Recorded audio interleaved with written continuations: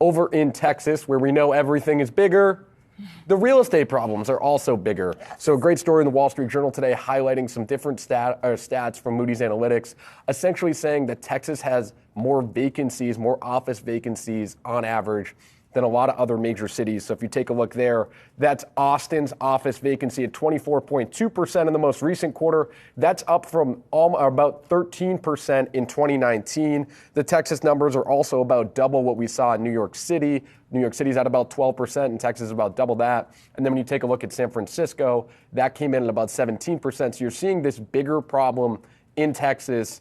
Interesting, the Journal article also highlights it's not really because of remote work. It's more because of a glut of inventory. There's just too many buildings in these places. They overbuilt, and now you combine that with remote work, and you have pretty serious problems. So much land, easy to build, cheaper to build. They built so much office space there. They talk about in the story about how certain big complexes have been written down. Some of the banks have foreclosed on some of these big properties. It's a big problem. But I was sort of surprised to see that Austin number, 26% or so. I looked up the stats.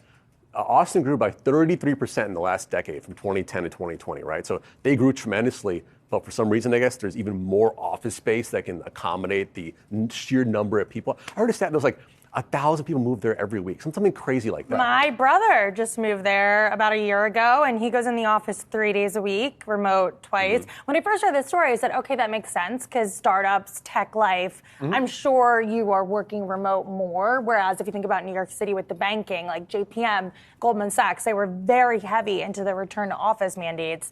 So at first that made sense, but then to read that it was just an overproduction problem was really interesting to me. And I guess you have a lot of land, so why not build? But and then what do you do with all office space? Like, can you convert it? Can you repurpose it? Can you make it apartments? Yeah. One of the broader takeaways I had there, too, is just when you have all these people moving to the city and you think that maybe that's the new metropolitan city, right, like in Austin, what does that mean for restaurants like a Chipotle, Sweet Green, Cava?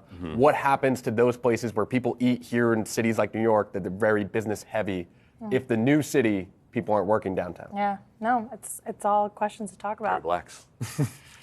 Barbecue in Texas. Just barbecue. All right, we'll do a group trip to Texas to really test this out ourselves. But stay tuned. We have more Yahoo Finance coming on the other side of this break. We'll be right back.